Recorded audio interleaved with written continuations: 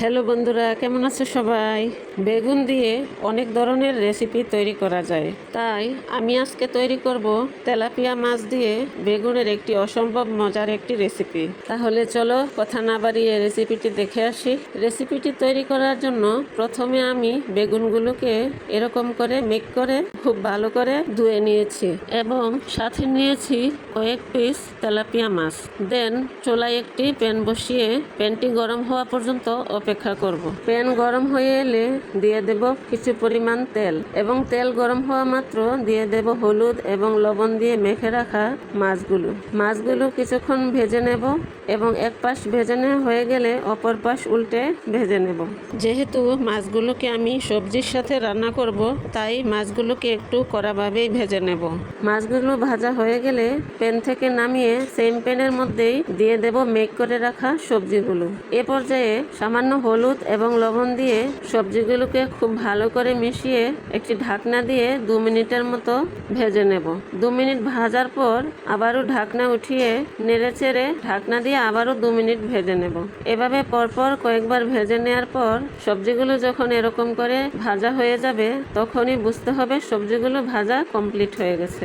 দেন সবজিগুলো নামিয়ে সেম প্যানের মধ্যেই দিয়ে দেব পরিমাণ মতো তেল এবং কুচি করে রাখা পেঁয়াজ কুচি। পেঁয়াজগুলো কিছুক্ষণ ভেজে নেওয়ার পর পেঁয়াজগুলো যখন হালকা নরম হয়ে আসবে, তখনই দিয়ে দেব হাফ চামচ করে আদা এবং রসুনের পেস্ট। আদা রসুনের কাঁচা গন্ধ দূর হওয়া পর্যন্ত পেঁয়াজগুলোকে আরও কিছুক্ষণ ভেজে নেব। পেঁয়াজ ভাজা হয়ে গেলে দিয়ে দেব সামান্য পরিমাণ পানি দেওয়ার কারণ হচ্ছে গুঁড়া মশলা দেওয়ার পর মশলাগুলো যেন পুড়ে না যায়। দেন এক এক করে দিয়ে দেব হাফ চামচ হলুদের গুঁড়া, 1 চামচ মরিচের গুঁড়া, হাফ চামচ করে জিরা এবং ধনিয়ার গুঁড়া এবং পরিমাণ মতো লবণ। দেন সবগুলো মশলা খুব ভালো করে মিশিয়ে কিছুক্ষণ কষিয়ে নেব। কিছুক্ষণ মশলাগুলো কষিয়ে নেওয়ার পর মশলার উপর যখন এভাবে তেল উঠে আসবে, তখনই বুঝতে হবে মশলা কষানো হয়ে গেছে। এই পর্যায়ে দিয়ে দেব গরম পানি। আপনারাও চেষ্টা করবেন সব তরকারিতেই গরম পানিটাই দেওয়ার জন্য, এতে রেসিপির স্বাদ ভালো থাকে।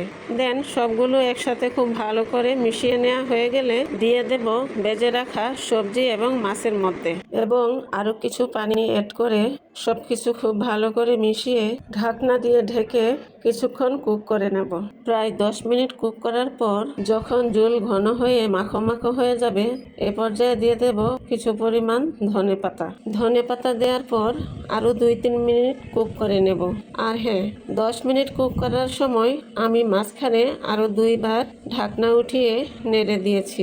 এ পর্যায়ে ধনে পাতা দিয়ে 3 মিনিট কুক করার পর মাশাআল্লাহ, রেসিপিটি দেখতেই কত চমৎকার লাগছে আর খাওয়ার সময় তো ভীষণ অস্থির লাগছিল।